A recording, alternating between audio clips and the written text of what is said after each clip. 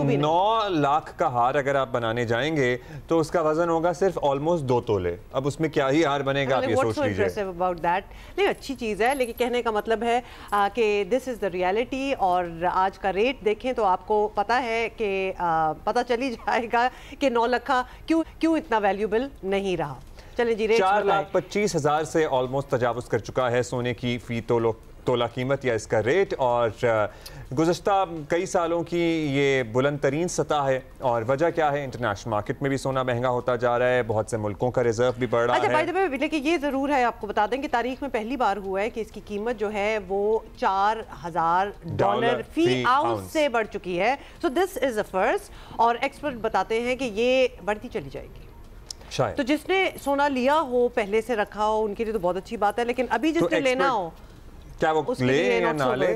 अच्छा जी, एहसन मेहंती साहब हैं हमारे पास, कमोडिटी एक्सपर्ट हैं। बहुत शुक्रिया मेहंती साहब। सर, सोने की कीमत जिस तरह बढ़ रही है, इसकी बुनियादी वजह एक तो ज़रा एक्सप्लेन कर दीजिए। क्या ऐसा इंटरनेशनली हो रहा है कि सोने की कीमत इतनी बढ़ गई?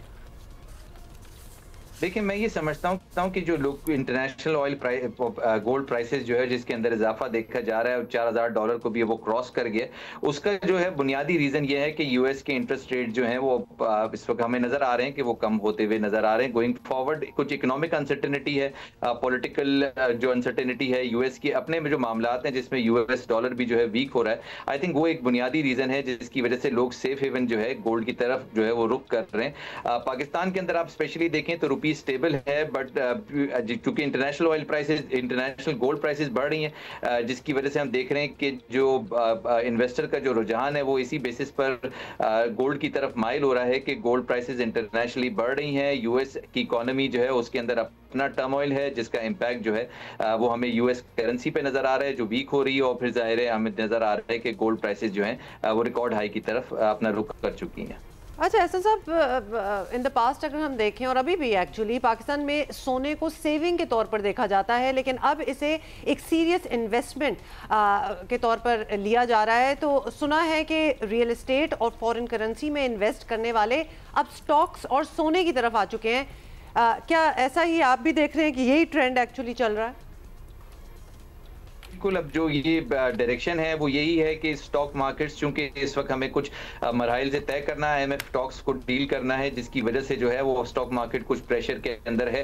लेकिन उसके बरक्स अगर आप देखें तो जो गोल्ड प्राइसेस हैं उसके अंदर बतदरीज जो है इंटरनेशनल मार्केट को फॉलो करते हुए इजाफा देखा जा रहा है। रुपये की अपनी एक अनसर्टेनिटी रहेगी क्योंकि IMF की टॉक्स इस वक्त जो है ऑन गोइंग है, और उसका इम्पैक्ट जो है हम देख रहे हैं कि रुपये की इंस्टेबिलिटी पर नजर आ रहा है। लेकिन जाहिर है इसी सिचुएशन को देखते हुए गोल्ड जो है वो एक सेफ हेवन एसेट है, और जो है वो इस वक्त बिल्टअप हो रहा है, उसका लोकली भी हो रहा है, इंटरनेशनली भी हो रहा है। और उसकी बुनियादी वजह यह है कि जो यूएस इकोनॉमी है उसके अंदर अपने टर्मोइल्स हैं, जो इकोनॉमिक अनसर्टेनिटी है, और फिर इस वक्त जो हमने टैरिफ की वरीज देखी थी, यूएस यूरोपियन यूनियन की तनाज़ात हैं टैरिफ को लेकर। आई थिंक कि बहुत सारे ऐसे मुश्ताइल रीजन है जिसकी वजह से हमें गोल्ड की प्राइसेस इंटरनेशनली बढ़ते हुए नजर आ रही है, और लोकली जो है इसकी पोजिशन बिल्टअप हो रही है और लोग इसमें इन्वेस्टमेंट कर रहे हैं।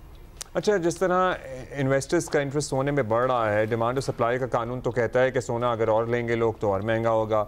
आपके ख्याल में सोने की कीमत कहाँ तक जा सकती है?